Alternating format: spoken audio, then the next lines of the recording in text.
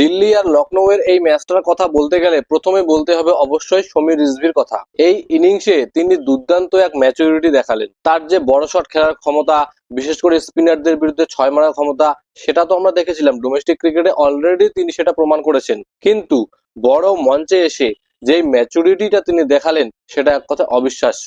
শুরুতেই দিল্লির 4 উইকেট পড়ে যাওয়ায় প্রথমে সিঙ্গেল ডাবলস নিয়ে খেলতে থাকলেন, কোনো রকম রিস্ক নিলেন না, খারাপ বলের অপেক্ষা করলেন, প্রেসারটাকে অ্যাবজর্ব করলেন। আর এরপর যখন লখনৌয়ের বোলিং এর সব থেকে দুর্বল জায়গাটা অর্থাৎ শাহবাজ আহমেদ বল করতে আসলেন, তখন তাকে 1 ওভারে 3টা 4 মারলেন, সেখান থেকে মোমেন্টামটা ঘুরিয়ে দিলেন পুরো ম্যাচটার। এরপর যখন একটা বড় শট খেলতে গেলেন, তাও আবার বোলার পিক করে, মাকরাম তার পায়ে বল করার চেষ্টা করছিলেন, সেজন্য তিনি একটু পিছিয়ে এসে লং অনের উপর দিয়ে একটা বড় 6 মারলেন। আর শেষের দিকে ম্যাচ যখন দিল্লির হাতের মুঠোয় চলে আসলো, তখন তিনি কয়েকটা বড় শট খেললেন। এক কথায় দুর্দান্ত ম্যাচুরিটি দেখালেন। তিনি দেখিয়ে দিলেন দিল্লি কেন আশুতোষ শর্মার বদলে তার উপরে ভরসা রেখেছিল এই ম্যাচে, আর তাদের ভরসার পুরো প্রতিদান দিলেন রিজভি। আর তার পুরোপুরি সঙ্গ দিলেন ট্রিস্টান স্টাফস। তার ইন্টারন্যাশনাল অভিজ্ঞতাকে কাজে লাগালেন, কোনো বড় শট খেলতে গেলেন না, কোনো খারাপ শট খেলতে গেলেন না, সিঙ্গেল ডাবলস নিয়ে খেলে গেলেন এবং রিজভি যখন মারছিলেন তখন রিজভিকে স্ট্রাইক দিয়ে গেলেন। কিন্তু ম্যাচ হারলেও ছোট একটা স্কোর ডিফেন্ড করতে নেমে যেভাবে লখনৌয়ের বোলাররা বল করলো, তাতে তাদের টিম অনেকটাই সন্তুষ্ট থাকবে। তাদের বোলাররা তাদের বেস্ট দিয়েছে বলতে পারেন। শুরুতে মোহাম্মদ শামি দুর্দান্ত বল করলেন, প্রথম বলে কে এল রাহুলকে আউট করলেন, তারপর লাগাতার টাইট লাইন লেন্থে বল করে গেলেন। যদিও প্রথমে বলের সুইং কন্ট্রোল করতে তাদের বোলারদের একটু অসুবিধা হচ্ছিল, একাধিক ওয়াইড তারা দিলেন, কিন্তু সেই ওয়াইড গুলোকে বাদ দিলে তারা দুর্দান্ত বোলিং করে গেছেন। মোহাম্মদ শামি প্রথম বলেই নিলেন কে এল রাহুলের উইকেট, তারপর মহসিন এসে নীতিশ রানার উইকেটটা নিলেন ফার্স্ট স্লিপে ক্যাচ উঠিয়ে। মহসিনের কথা এখানে একটু বলতেই হবে, চোটের জন্য লাস্ট প্রায় 1 বছরের বেশি সময় ধরে কোনো কম্পিটিটিভ ম্যাচ খেলেননি। প্রায় 15 মাস পরে একটা প্রতিযোগিতামূলক খেলা খেলছেন তিনি, আর ফিরে এসে প্রথম ম্যাচেই দারুণ বোলিং করলেন। আর এরপর প্রিন্স যাদব এসে 1 ওভারে 2টো উইকেট নিলেন। প্রথমে প্রথম নিশাঙ্কা তাকে পুল শট খেলতে গিয়ে একটা ক্যাচ তুলে দিলেন, আর তারপর অক্সর প্যাটেলের যে উইকেটটা তিনি নিলেন, দুর্দান্ত একটা বল ছিল। 5 ওভার পুরনো বলেও এতটা মুভমেন্ট তিনি আদায় করলেন, এর থেকে বোঝা যাচ্ছে তার বলের উপরে কতটা কাজ করেছেন। গতবারও আমরা দেখেছিলাম ট্যালেন্ট তার মধ্যে ছিল, কিন্তু তার লাইন লেন্থে একটু শুধরানো দরকার ছিল।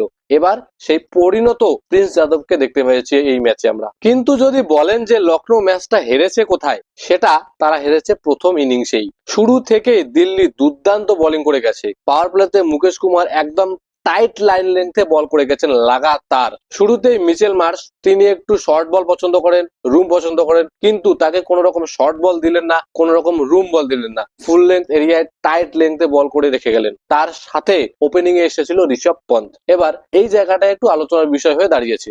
গতবার মিচেল মার্শ আর এডেন মাকরামের এত সাকসেসফুল একটা ওপেনিং পার্টনারশিপ ছিল, সেটাকে ভেঙে ঋষভ পন্থ আসলেন ওপেনিং করতে। যদিও পরে তিনি জানান যে এর পিছনে কারণ ছিল একটা লেফটি রাইটি কম্বিনেশন তৈরি করা, আর এটাই যে তাদের পার্মানেন্ট ওপেনিং জুটি হবে এরকম কোনো ব্যাপার নেই, এটা 50-50। কিন্তু তার উইকেটটা একটু দুর্ভাগ্যজনক ছিল, আর ঋষভ পন্থের উইকেটটা পড়তেই বোলিং এ আসলেন অক্সর প্যাটেল নিজে, আর অক্সর প্যাটেল এসে এডেন মাকরামকে বোল্ড করে দিলেন। দিল্লির প্ল্যানিং এখানে পরিষ্কার ছিল, মাকরাম আর মিচেল মার্শ এদের সামনে তারা ব্যবহার করবে অক্সর প্যাটেলকে, আর তাদের অন্যতম ধ্বংসাত্মক যে ব্যাটার নিকোলাস পুরান, তার সামনে তারা ব্যবহার করবে লুঙ্গি এনগিডি আর কুলদীপ যাদবকে। পুরান ব্যাটিং এ আসতেই কুলদীপ আর লুঙ্গি এনগিডিকে নিয়ে আসা হলো।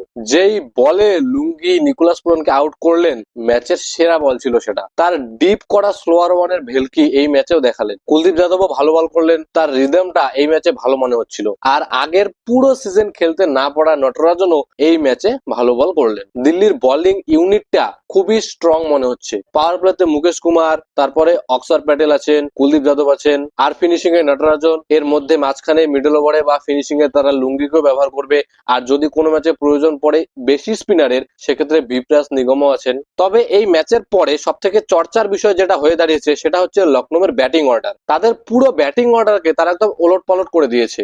আগের বার টপ 3 তাদের খুবই সাকসেসফুল ছিল, কিন্তু টপ 3 কে তারা এবার আলাদা আলাদা পজিশনে নিয়ে আসলো। ওপেনিং এ ঋষভ পন্থকে ঢুকিয়ে দেওয়া হলো, মাকরামকে আনা হলো 3-এ, আর পুরানকে 3-এর বদলে নিয়ে আসা হলো 5-এ, 4 নম্বরে ঢুকিয়ে দেওয়া হলো বদনিকে।